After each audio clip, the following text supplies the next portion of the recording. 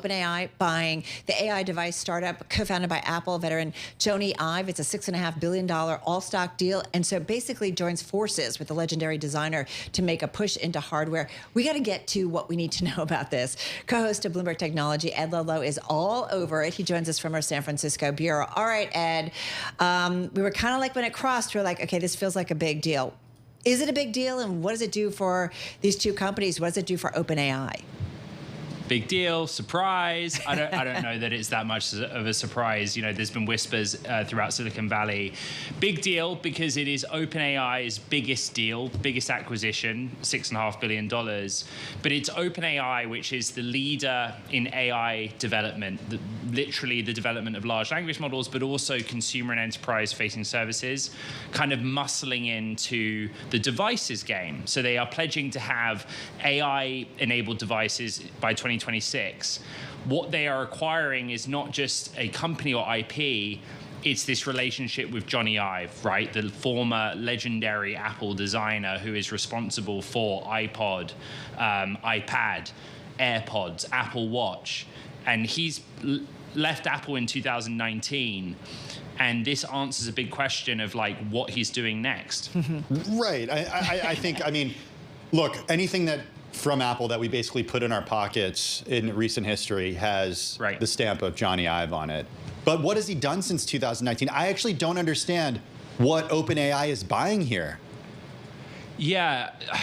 Is it a team, Ed? Is it a team of designers and engineers? It's not.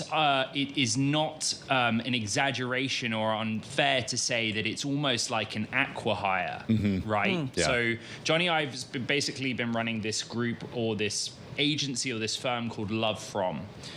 Let's call it a design agency or design firm. And with him at that group are many former Apple designers. And those people will be a part of this OpenAI initiative. We note in the Bloomberg story reported by Mark Gurman and Shireen Ghaffari that the model here is that there will be some independence. It will kind of be a standalone independent unit of OpenAI where Jony Ive has independence.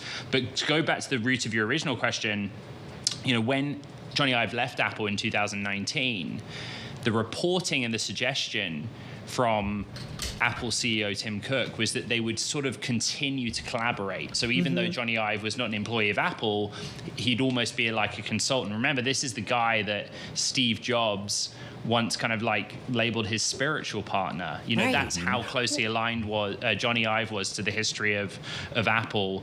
But, you know, the OpenAI side of this fascinates me because like this is a company that bites off a lot. Is it more than it can chew? Well, this is a big news story. Yeah, but isn't that what tech and innovation and disruption is all about, right? I mean, AI. Hey, in the story, though, Ed, it says OpenAI is going to create a product at a level of quality that, quote, has never happened before in consumer hardware. That's coming from Sam Altman.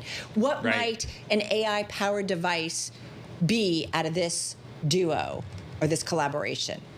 Well, so there's 2 points here. You're getting at, is this going to be something very fancy and very expensive? I think they clearly are like orienting this towards the high end of whatever device or wearables market there is. The form factor, we're told it is a range of devices. Is this a smartphone? Is it a wearable? Right. Don't know.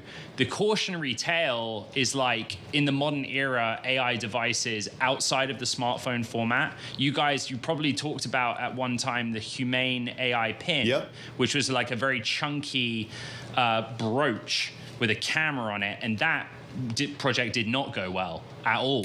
So I'm just really curious about the form factor. I largely interact with ChatGPT. I'm a big ChatGPT subscriber. I pay for it myself, $4.0, but I use it principally on my smartphone, which is an iPhone.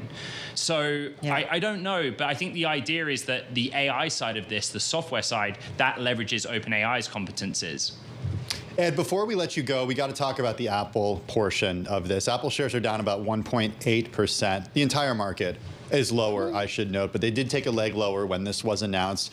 We can't speak about this without speaking about the challenges that Apple has had when it comes to AI. Certainly they are a partner with OpenAI. Mark Gurman was on our air earlier this week sharing his big take about where they really went wrong.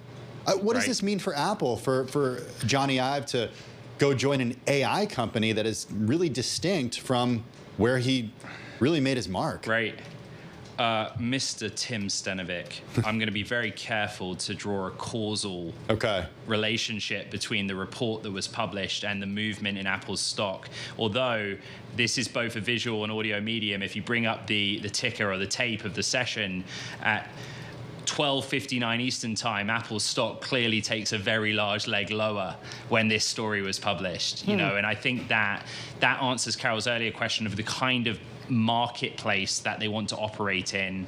You know, Apple has not cracked the software side. Great at hardware iPhones, but it's actually on the generative AI tool that they've been poor, and we've been over that. So that's why there's competition here.